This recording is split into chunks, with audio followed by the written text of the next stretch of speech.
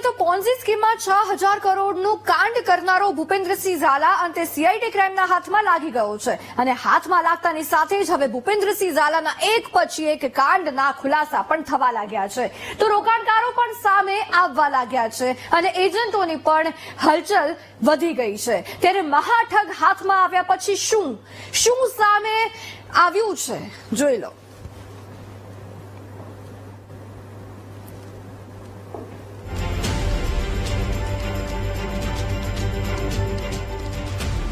હવે ખુલશે પોન્ઝીના નામે કરોડોના કાંડ।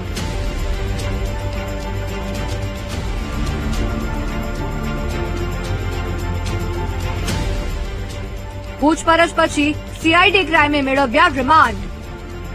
હિંમતનગરથી પોન્ઝી સ્કીમ ચલાવી કરોડો રૂપિયાનું ફુલેકું ફેરવનાર કૌભાંડી ભૂપેન્દ્રસિંહ ઝાલા ઝડપાયા બાદ શુક્રવારે રાત્રિથી સીઆઈડી ક્રાઇમે મેરેથોન પૂછપરછ હાથ ધરી હતી જેમાં ભૂપેન્દ્રસિંહ ઝાલા 1.5 મહિનામાં ક્યાં ક્યાં રોકાયો હતો, તે જે ફાર્મ હાઉસમાં રોકાયો હતો તેના માલિક સાથે શું સંબંધ છે, તેણે ક્યાં ક્યાં રોકાણ કર્યું છે અને પોતાની ઓફિસો કેટલા જિલ્લામાં અને રાજ્યોમાં ખોલી હતી તેની પૂછપરછ કરવામાં આવી।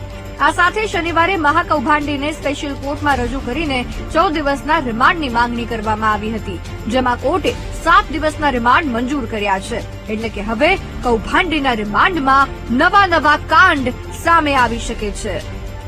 ન્યાયની કડીઓ મેળવવા અને બહુ પબ્લિક મનીનું છે એટલે એવા લોકોની તપાસ યોગ્ય રીતે થાય અને લોકોના જે પૈસા ગયેલા છે એ પૈસા પણ એમને મળવા જોઈએ એ હેતુ ધ્યાનમાં રાખી નામદાર કોર્ટને એવી રજૂઆત કરેલી કે આરોપીને પુરાવાની કડીઓ મેળવવા માટે માંગ્યા મુજબના રિમાન્ડ ના મળે।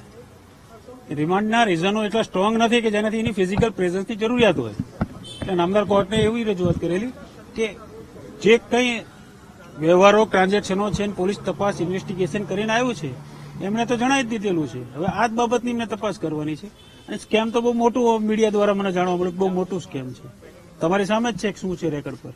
પણ નામદાર કોર્ટે દિન 7ના આવતા શનિવાર સાંજે 4 વાગ્યા સુધીના રિમાન્ડ આપેલા છે પોલીસ કસ્ટડીમાં।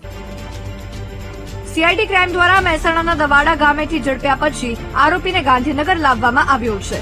આ સાથે જ રોકાણકારોને ન્યાય જોઈતો હોય તો સામે આવી ફરિયાદ નોંધાવવા કહ્યું છે જે પછી આજે 21 લાખ રૂપિયાનું રોકાણ કરનાર કેટલાક રોકાણકારો ગાંધીનગર સીઆઈડી ક્રાઇમની ઓફિસે પહોંચ્યા હતા અને પોતાનું નિવેદન નોંધ્યું હતું।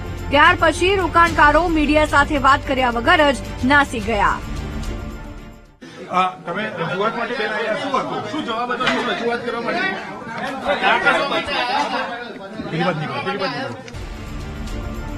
રિમાન્ડ મળ્યા પછી શું થશે?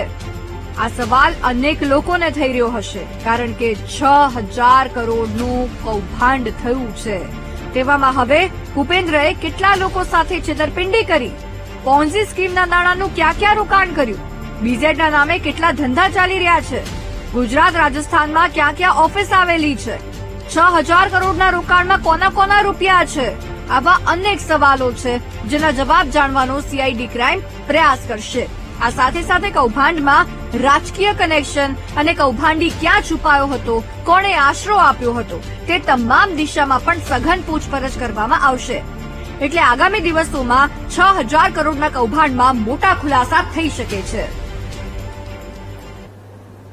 બીઝેડ ફાઇનાન્સના નામે ભૂપેન્દ્રસિંહ ઝાલાએ લોકોને ઠગ્યા છે, લાખો કરોડોનો ચૂનો લગાવ્યો છે છતાં આ કેસમાં ગણ્યા ગાંઠ્યા રોકાણકારો જ સામે આવ્યા છે, કોઈ મોટા રોકાણકારો સામે આવી રહ્યા નથી।